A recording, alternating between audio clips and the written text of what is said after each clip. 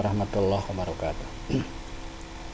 Anak-anak, kita bertemu lagi dengan pelajaran bahasa Indonesia untuk yang pertemuan ketiga ini. Kalian masih ingat di pertemuan pertama kita membahas secara teori apa yang dimaksud dengan teks berita, kemudian unsur apa yang harus ada di dalam teks berita, kemudian strukturnya bagaimana, kemudian kaidah bahasanya bagaimana. Kemudian di pertemuan kedua kita membahas, meneliti, menganalisis sebuah teks berita untuk menerapkan teori yang sudah kita dapat atau yang sudah kalian pahami. Dari teks itu kalian belajar menunjukkan mana unsur berita, mana yang dimaksud dengan struktur berita, dan mana kaidah-kaidah bahasa. Nah, di pertemuan yang ketiga ini mari kita bahas secara lebih rinci, secara lebih detail mengenai teks berita ini. Kita coba, setelah kita tahu teorinya, setelah kita melihat fisiknya contoh teks berita, nah sekarang tugas kalian adalah membuat teks berita itu sendiri. Artinya membuat atau menyusun teks berita sesuai dengan kejadian yang terjadi, yang kalian lihat atau yang kalian alami atau dilihat atau dialami oleh orang lain. Jadi kejadiannya itu, peristiwanya itu boleh kalian mengalami sendiri atau boleh tidak mengalami sendiri. Kalau mengalami sendiri, maka kalian bisa lebih leluasa di dalam membuat teks berita karena menyaksikan secara langsung. Tinggal hal-hal yang tidak kita pahami, tidak kita ketahui, atau kita ingin memperkaya isi berita itu, kita cari sumber berita orang lain. Nah, langkah-langkah yang harus kita susun yang kita lakukan di dalam menyusun teks berita ada 4 secara garis besarnya. Yang pertama adalah kita menentukan sumber berita. Yang disebut dengan sumber berita itu adalah orang yang menurut kita tahu, paham mengenai sesuatu. Apa sesuatu itu? Peristiwa atau kejadian yang akan kita beritakan. Kalau terjadi kecelakaan lalu lintas di jalan raya, maka sumber beritanya bisa orang yang ada di sekitar itu, bisa kepolisian atau siapa saja yang kita anggap bisa memberikan keterangan tentang peristiwa itu. Nah, kalau kita sudah menentukan siapa orangnya, sumber beritanya, yang kedua kita datangi sumber berita itu, ya. Tapi sebelum kita mendatangi sumber berita, tentu kita harus menyiapkan daftar pertanyaan. Apa saja yang akan ditanyakan kepada sumber berita itu? Tentu saja yang harus kita tanyakan adalah unsur yang mendukung atau unsur yang semestinya ada di dalam teks berita. Seperti yang kalian sudah ketahui bahwa unsur teks berita itu adiksimba disingkatnya, ya. Adiksimba A-nya apa? Apa yang akan dibicarakan atau apa yang akan diberitakan, di mana peristiwa itu terjadi, kapan terjadinya, siapa yang terlibat di dalam berita itu atau di dalam peristiwa itu, kemudian mengapa peristiwa itu terjadi, dan yang terakhir bagaimana prosesnya atau terjadinya sehingga peristiwa itu terjadi. Nah, 5 atau 6 pertanyaan itu mutlak kita siapkan sebelum kita mendatangi sumber berita.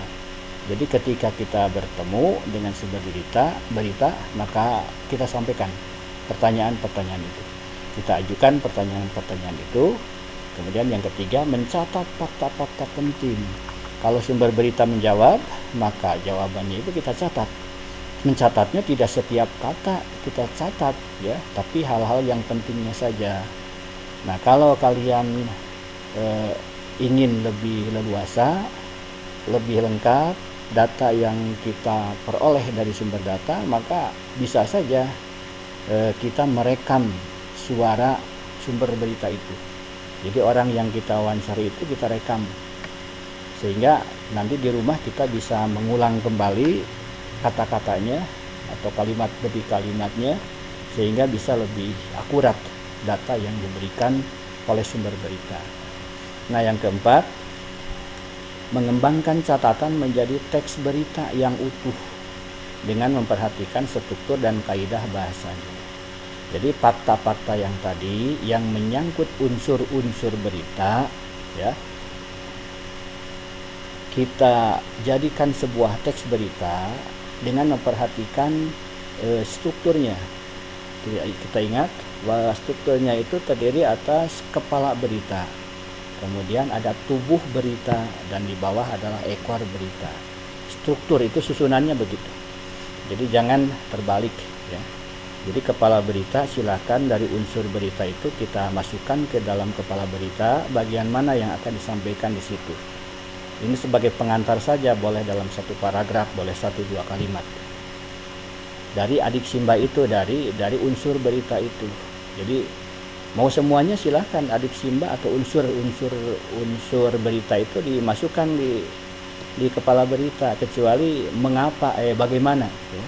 Jadi proses yang terakhir itu bagaimana terjadinya peristiwa itu sebaiknya jangan disimpan di bagian kepala berita, tapi harus di tubuh berita.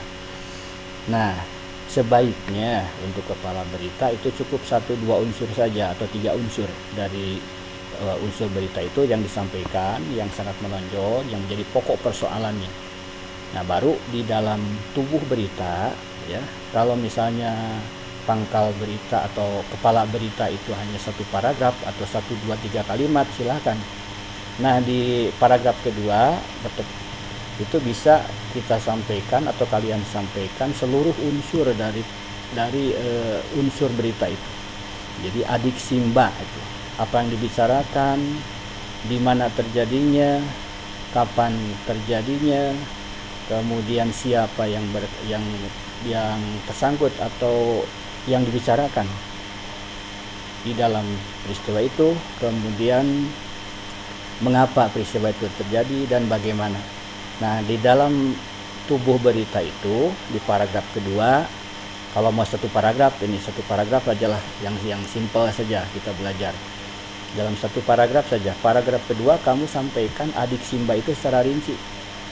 Jadi semua unsur berita itu silahkan dibahas secara rinci di paragraf kedua.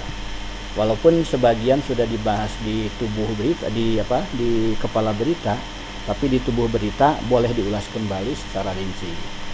Nah, kalau sudah, maka paragraf ketiganya kalau ada hal penting tapi di luar unsur berita itu, silahkan sebagai paragraf ketiga. Kalau merasa sudah cukup, silahkan 2 paragraf juga cukup. Jadi yang paragraf pertama adalah kepala berita, paragraf kedua adalah tubuh berita. Nah, tinggal yang ketiga apa? Ekor berita. Ekor berita itu satu hal saja cukup, yakni sumber berita, ya, sumber berita. Ditulis di bawahnya. Nah, itu sudah cukup. Jadi ada 4 langkah kalau kita ingin menyusun teks berita. Ingat, yang kita buat adalah menyusun atau membuat, ya. Artinya kamu tidak boleh copy paste dari internet atau dari mana, memindahkan berita dari koran, nggak boleh. Oleh karena itu, supaya teks berita yang kamu buat ini betul-betul orsinil, tidak menjiplak dari orang lain, maka Bapak sarankan peristiwa yang diliput adalah peristiwa yang betul-betul ada di depan mata kita. Kemarin kita sudah melaksanakan sholat Idul Adha, ya. Nah, tentu kalian ada yang ikut sholat, ada yang tidak. Yang ikut sholat, maka kalian bisa menentukan, mengamati kegiatan itu secara lebih detail. Tinggal hal-hal yang tidak kita ketahui, yang tidak kalian ketahui, itu tanyakan kepada sumber berita. Tapi kalau tidak mengikuti kegiatan itu, kalian bisa mencari sumber beritanya saudara kita atau saudara kalian, ya, orang tua, boleh saudara, boleh teman, boleh khotib, boleh panitia, boleh DKM dan lain sebagainya. Dan Bapak sarankan sumber beritanya yang dekat sajalah, yang ada di rumah, ya. Mungkin orang tua kita ikut sholat, maka kita buatkan sebuah pertanyaan-pertanyaan untuk menggali unsur berita itu, ya. Adik simba dan tadi tanyakan itu, siapkan pertanyaan itu. Kemudian kalau sudah didapat, kita tentukan kita susun atau kalian susun berdasarkan struktur dan kaidah bahasa yang sudah kita pelajari yang tadi Bapak jelaskan. Tapi ingat bahwa peristiwa yang diberitakan memang harus faktual. Jadi insya Allah tadi kalau hal yang tadi yang Bapak sampaikan itu faktual, kenyataan, tidak ngarang, tidak mengada-ngada. Ya. Yang kedua harus aktual, masih hangat, masih baru. Jadi baru seminggu kita melewati peristiwa itu, 1-2 minggu ya itu masih hangat, silakan. Kemudian penting diketahui oleh orang banyak. Ini tugasnya. Nah, mari kita rinci satu persatu. Yang harus kamu lakukan yang pertama menentukan sumber berita. Kita ulangi, jika salat Idul Adha yang dilaksanakan secara berjamaah itu di masjid atau di lapangan atau di musola atau di tempat lain dan kamu ikut sholat di sana, maka datanya akan lebih lengkap. Tadi Bapak katakan, di samping kamu mengamati langsung, mengalami langsung, kamu bisa menambah data dari sumber lain. Jika kamu tidak ikut sholat berjamaah, maka harus menentukan sumber beritanya seperti panitia, DKM, ustadz atau orang tua, saudara, kerabat, dan sebagainya yang dianggap bisa memberikan keterangan tentang pelaksanaan sholat tersebut. Kemudian siapkan beberapa pertanyaan untuk diajukan kepada sumber berita, khususnya berkaitan dengan unsur berita, adik simba. Ingat adik simba ini akronim ya, untuk memudahkan kalian mengingat kembali apa unsur teks berita yang harus ada. Adik simba itu A-nya apa yang akan diberitakan. D-nya di mana peristiwa itu terjadi. K-nya kapan peristiwa itu terjadi. C-nya siapa. Siapa sumber beritanya, siapa yang terlibat di dalam berita itu. B-nya M-nya adalah mengapa peristiwa itu terjadi, dan B-nya adalah bagaimana peristiwa itu terjadi. Ya. Misalnya apa materi yang disampaikan khatib dalam khutbahnya, di mana dilaksanakannya, kapan dan jam berapa dilaksanakannya, siapa khatibnya, mengapa sholat Idul Adha dilaksanakan, dan bagaimana proses pelaksanaannya. Termasuk materinya apa yang disampaikan di dalam khutbah ya, yang disampaikan khatib itu. Itu yang pertama, kita menentukan sumber berita. Yang kedua, mendatangi sumber berita. Tadi Bapak sudah jelaskan secara singkat. Sampaikan pertanyaan yang telah kalian susun tadi kepada sumber berita dengan memperhatikan etika atau sopan santun. Kita tadi sudah menyiapkan 6 pertanyaan, apa, di mana, kapan, siapa, mengapa, dan bagaimana ya. Kemudian itu pertanyaan bawa kepada sumber berita. Setelah kita bertemu dengan orang yang kita tuju sebagai sumber berita, maka gunakan etika sopan santun ya. Kita mau melakukan wawancara, ucapkan salam ya. Kemudian mohon izin untuk melakukan wawancara. Kemudian jika diizinkan, maka ajukan pertanyaan-pertanyaan yang sudah kamu siapkan tadi, dan jawabannya itu boleh dicatat, boleh direkam ya. Jika kamu ikut serta dalam sholat tersebut, itu maka pertanyaan bisa kamu ajukan untuk melengkapi data hasil pengamatan.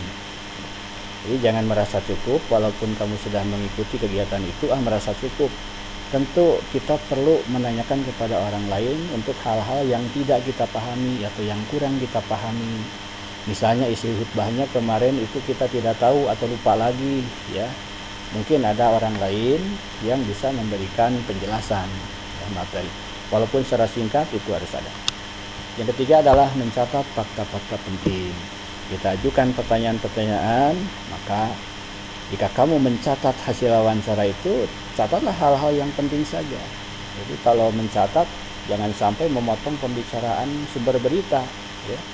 Maaf Pak, ini belum jelas. Karena diulang. Nah, akhirnya yang memberikan penjelasan harus mengikuti kamu, lambat nantinya. Jadi biarkan beliau sumber berita itu menyampaikan jawaban yang kita tanyakan, dan kita kalau ingin mencatat hal yang pentingnya saja, pokok-pokoknya saja ya. Dan lebih bagus kalau direkam ya, boleh rekaman suara, boleh rekaman video, tapi itu harus minta izin dulu kepada sumber berita bahwa itu direkam ya. Kalau tidak diizinkan, jangan coba-coba untuk melakukannya, sebab itu akan menimbulkan hal yang tidak diinginkan atau tidak etis, ya, tidak etis. Yang keempat, mengembangkan catatan menjadi teks berita. Jadi catatan yang sudah kalian punya itu adalah data yang kalian peroleh yang merupakan bahan untuk menulis berita. Jadi catatan hasil wawancara yang kamu peroleh, pastikan itu membuat unsur berita adik simba. Ya, jadi kalau sudah disiapkan pertanyaannya memperhatikan adik simba, insya Allah ini tidak akan melenceng dari hal yang ingin dibicarakan. Ya. Pertanyaannya sudah disiapkan, sudah bertemu dan dicatat, ya, atau direkam. Kemudian sajikan adik simba tadi. Ingat, adik simba itu unsur berita yang mesti ada. Kalau adik simba tidak ada dalam sebuah teks berita, itu teks berita tidak sempurna. Mungkin kalian sering membaca, kalau kita perhatikan itu disebut teks berita tapi tidak lengkap adik simbanya. Jadi unsurnya itu tidak lengkap. Nah, kalau salah satu saja dari adik simba tidak ada dalam teks berita, itu tidak sempurna berita itu. Jadi berita yang baik, yang sempurna itu minimal memuat adik simba.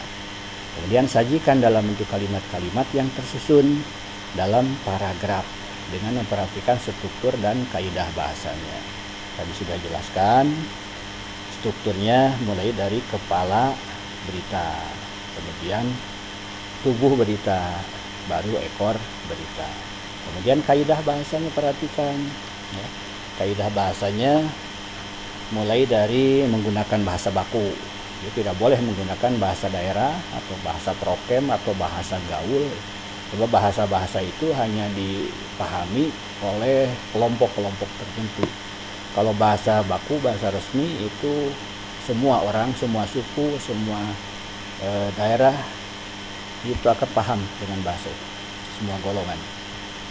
Yang kedua, munculkan kalimat langsung yang berisi kutipan materi yang disampaikan sumber berita. Jadi ketika khotib itu berkhutbah, itu ada materi kan yang disampaikan. Coba kutip beberapa kalimat saja. Mau satu kalimat juga boleh, 2 kalimat silakan, 3 kalimat silakan. Tapi hal yang penting, yang pokok dari isi khutbah itu sampaikan itu dikutip. Bagaimana penulisannya sudah Bapak contohkan di dalam pertemuan ke-1 dan ke-2. Bagaimana cara menulis kalimat langsung. Kemudian yang ketiga, gunakan konjungsi penerang. Konjungsi penerang itu kata depan yang memberikan penerangan, ya, untuk suatu hal yang sebelumnya. Yaitu misalnya dengan kata bahwa, ya. Mobil Anding mengatakan bahwa. Nah, bahwa di sini sebagai penerang. Bahwa adalah, yaitu. Nah, coba kata-kata tersebut digunakan di dalam kalimat-kalimat yang kalian buat dalam teks berita itu. Yang keempat, gunakan konjungsi temporal. Konjungsi temporal itu kata depan atau kata depan yang menunjukkan urutan waktu, ya, temporal, urutan waktu. Misalnya mula-mula, kemudian, lalu, setelah itu, sebelumnya, akhirnya. Nah, itu temporal, ya, menunjukkan urutan waktu. Mula-mula begini, lalu begitu, kemudian, dan seterusnya. Itu konjungsi temporal namanya. Gunakan kata-kata secara tepat di dalam kalimat-kalimat yang kalian buat. Yang kelima adalah gunakan keterangan waktu dan tempat dengan penulisan yang benar. Waktu, apakah jam atau apakah hari, ya, apakah tanggal, itu harus benar penulisannya, ya. Hari, kalau hari itu kan dimulai dengan huruf kapital awal katanya. Kemudian nama tempat juga. Tempat itu kalau nama tempat daerah mulai dari kampung, desa, kecamatan, kelurahan, ya, kabupaten atau kota, provinsi, negara. Nah, itu harus menggunakan huruf kapital nama tempat. Penulisannya jangan salah. Penulisannya harus benar. Dan yang keenam, gunakan kata kerja mental. Apa itu kata kerja mental? Kata yang menunjukkan hasil pemikiran, ya. Seperti memahami. Nah, itu memahami itu bisa muncul setelah kita membaca, mempelajari, mencermati, baru kita paham, ya. Memahami. Membayangkan. Nah, membayangkan itu muncul setelah ada proses, ya, hasil pemikiran kita. membayangkan. Begitu pula menyimpulkan, memperkirakan, memutuskan dan sebagainya. Itu menunjukkan kata kerja mental. Di dalam teks berita mesti hal ini muncul, ya. Walaupun 1-2 kata, coba kamu usahakan dimunculkan di dalam teks berita yang kalian buat. Itu yang harus kalian pahami. Dan tugas ini Bapak kembalikan lagi, tugasnya adalah kamu membuat teks berita, bukan menjiplak teks berita, bukan menyalin teks berita, ya, bukan copy paste dari teks berita yang ada. Tapi hasil pengamatan kamu kemarin dalam melaksanakan sholat Idul Adha, kalau ikut, kalau tidak maka tanyakan kepada yang ikut. Coba beritakan peristiwa pelaksanaan sholat Idul Adha yang baru saja kita lakukan pada hari Jumat yang lalu, pada tanggal berapa kemarin itu? Tanggal 31 Juli 2020, ya. Hasilnya silakan kamu tulis di buku catatan seperti biasa, dan kalau sudah tolong difoto, ya, dikirimkan melalui WA pribadi Bapak. Itu saja untuk pertemuan kali ini. Terima kasih atas perhatiannya. Silahkan dipelajari berkali-kali, berulang-ulang, supaya kamu mendapatkan pemahaman yang baik, pemahaman yang menyeluruh, ya. Dan pertemuan ke depan mudah-mudahan kita bisa melaksanakan ulangan, ya. Itu saja, terima kasih. Wassalamualaikum warahmatullahi wabarakatuh.